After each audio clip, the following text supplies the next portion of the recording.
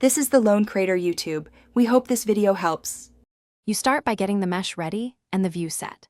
Select the subtool you will work on and duplicate it for safety, because you will be changing visibility and masks.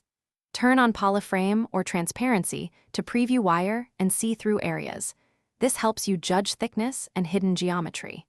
Make sure solo is off so surrounding subtools don't interfere, and keep draw size small when clicking to avoid accidentally selecting other parts. Now apply transparency and refine which parts show through.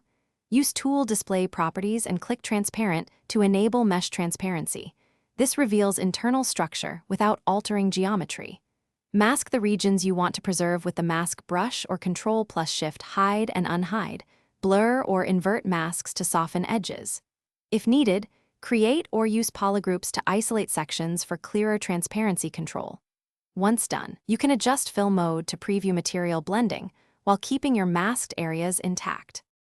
Finish by locking in your transparency decisions and cleaning up artifacts. Change to a non-reflective matte cap so transparent areas read correctly and not as specular noise. And if you see odd shading or holes, recalculate normals or use Tool Geometry Modify Topology to fix flipped faces.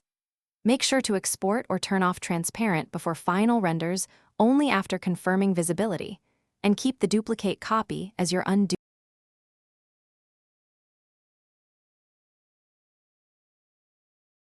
Thanks for watching.